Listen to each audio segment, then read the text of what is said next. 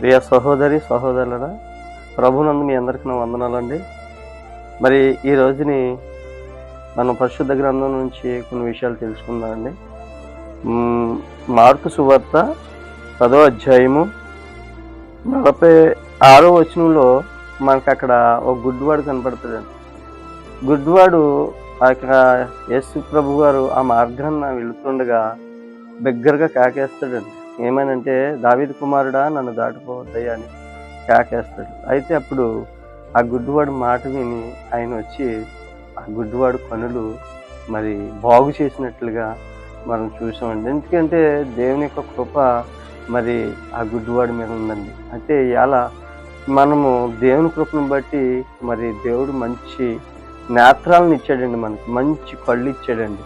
అయితే మనం ఈ రోజుని మన కళ్ళుతోనూ అనేకమైన పాపాలు చేస్తున్నామండి. కళ్ళుతో అనేకమైన మోకపు చూపులు, కళ్ళుతో అనేకమైన మన కళ్ళు ఎల్లరాని చోట్లకి వెళ్ళిపోతున్నాయండి. అయితే ఇవాళ రోజుని నీవు నేను కూడా మరి మంచి కళ్ళు దేవుడిస్తే ఆ కళ్ళుతో మనం దేవుణ్ణి చూడకోకుండా మనం ఎవరిని చూస్తున్నామంటే పాపాన్ని చూస్తున్నామండి, పాపానికి చోటిస్తున్నామండి. అయితే గుడ్డివాడు చూడండి, కళ్ళు లేక ఎంతో దేవుణ్ణి చూడాలని ఆరాటంతో దావీదు కుమారుడా అని ఎంత వేదనతో మరి బాధపడ్డాడో ఒకసారి ఆలోచించండి. మరి అటువంటి పరిస్థితిలో నీవు నేను కూడా లేమండి. ఎందుకంటే ఈరోజు నీకు నాకు కూడా మంచి కళ్ళు ఇచ్చాడండి, ఆయన మంచి నేత్రాలు ఇచ్చాడండి. ఒక్కసారి ఆలోచించండి. ఎందుకంటే ఈ కళ్ళుని మనం అనేకమైన పాపాలకు వాడకూడదండి. ఈ కళ్ళు ద్వారా మనం అనేక మందికి దారి చూపాలి తప్ప పాపానికి చోటు ఇవ్వకూడదండి.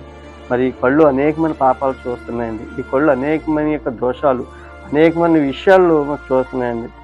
ఈ రోజు నీకు నాకు ఈ కళ్ళు ఇచ్చాడంటే మరి ఎంత మంచిదండి, మనకి ఎంత ఆశీర్వాదం అండి. ఒక్కసారి జ్ఞాపకం చేసుకోండి.